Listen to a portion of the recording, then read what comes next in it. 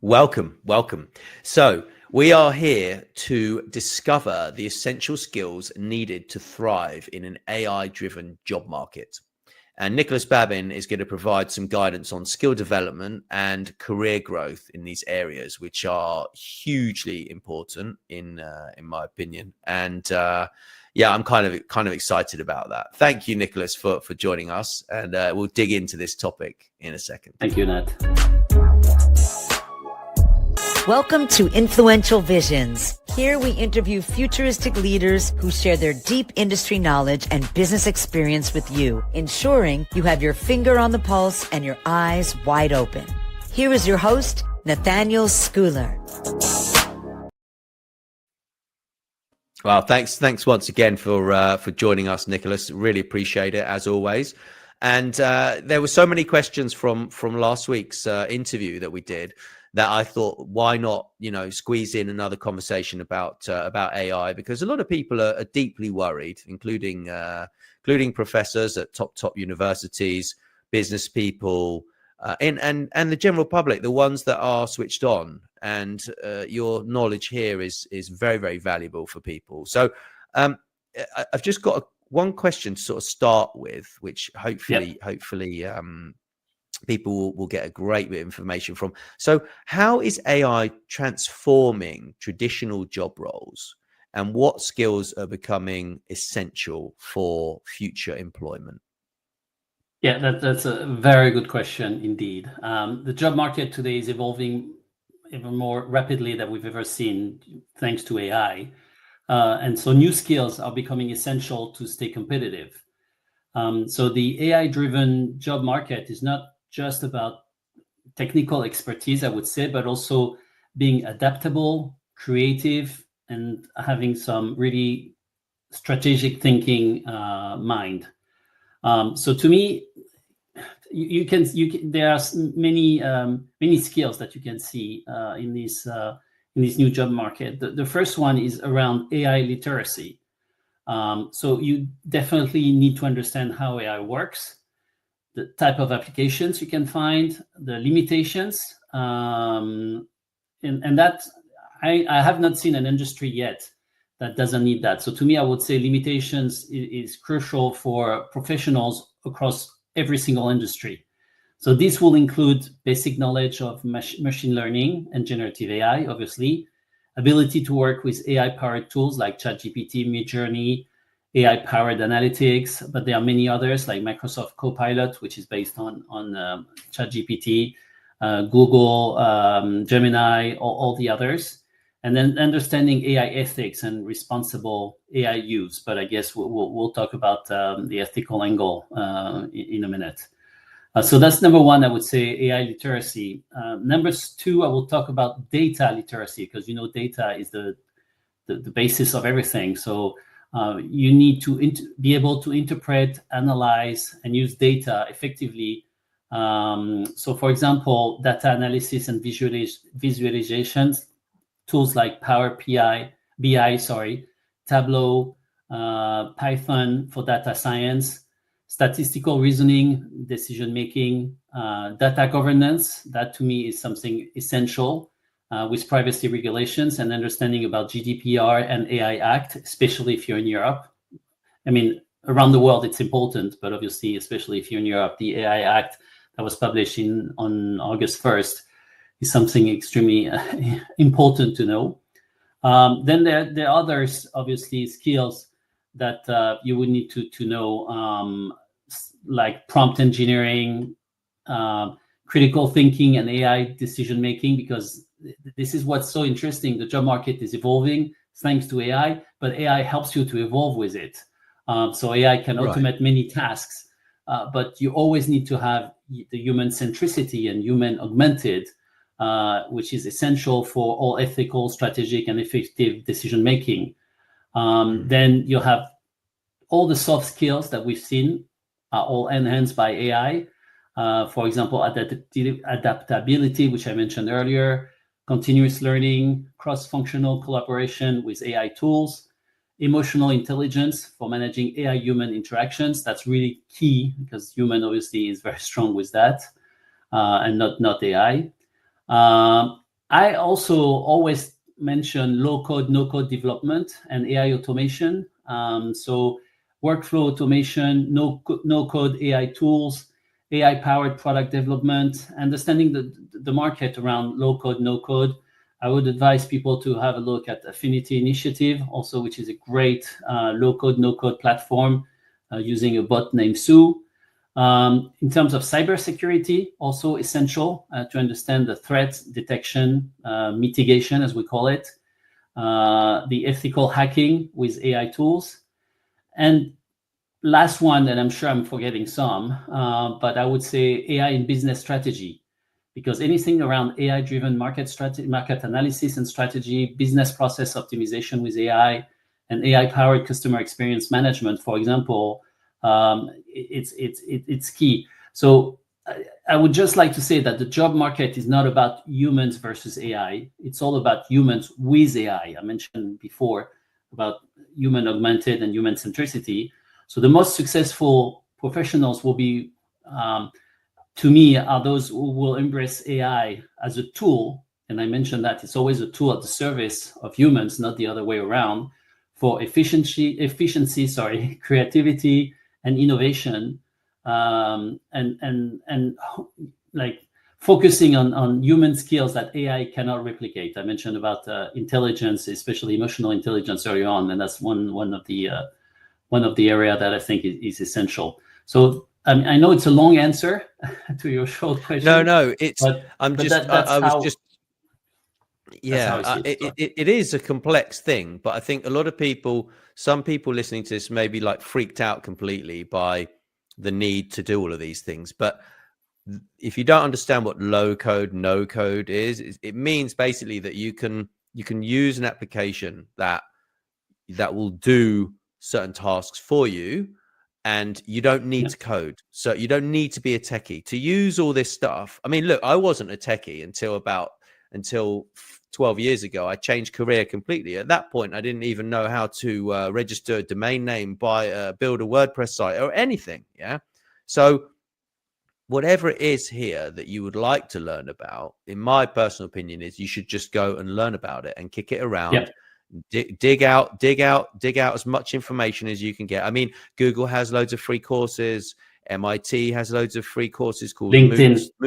LinkedIn. There are absolutely masses of courses, but I think understanding what other industries are doing is very, very useful, so that you get to grips with kind of seeing, okay, well, perhaps your industry is moving a little slower than others, so you can just keep one eye on what's going on elsewhere and think, okay, well, maybe that could be implemented in my industry. But with that said, in terms of the ethical considerations, what ethical considerations should companies keep in mind when implementing AI into their hiring processes? Because this is a big thing.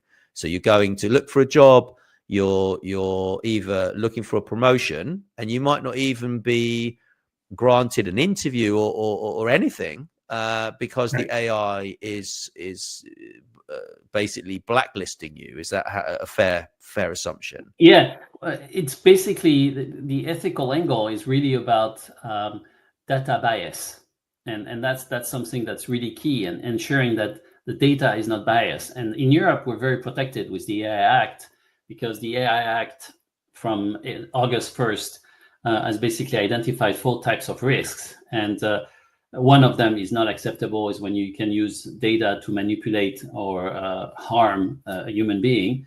But the other 3 basically go around responsible AI use and go around the trust and the transparency around AI black boxes, if I can call them like this.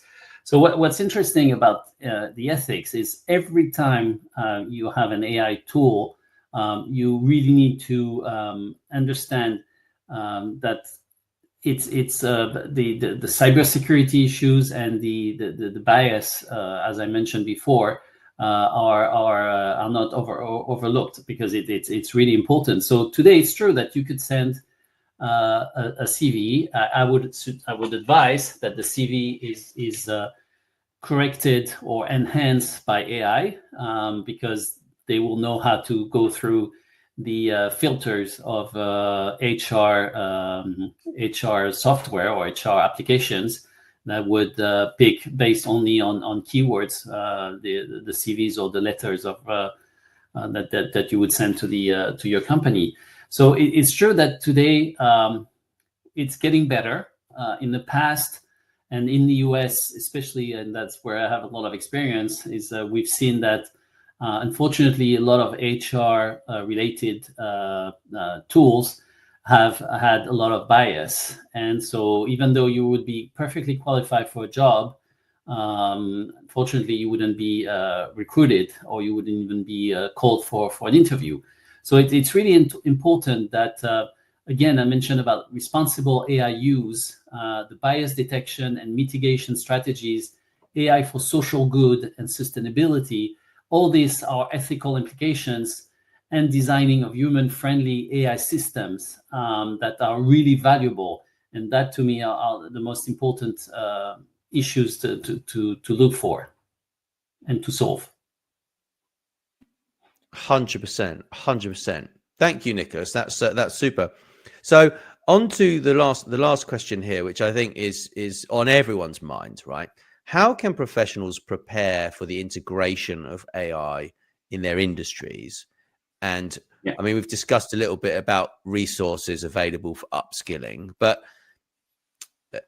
in my personal opinion, I think you've got to take control of your own career journey, right? So you need to have specific goals of perhaps a new role that you want to head for. So how can we as professionals prepare for the integration of AI?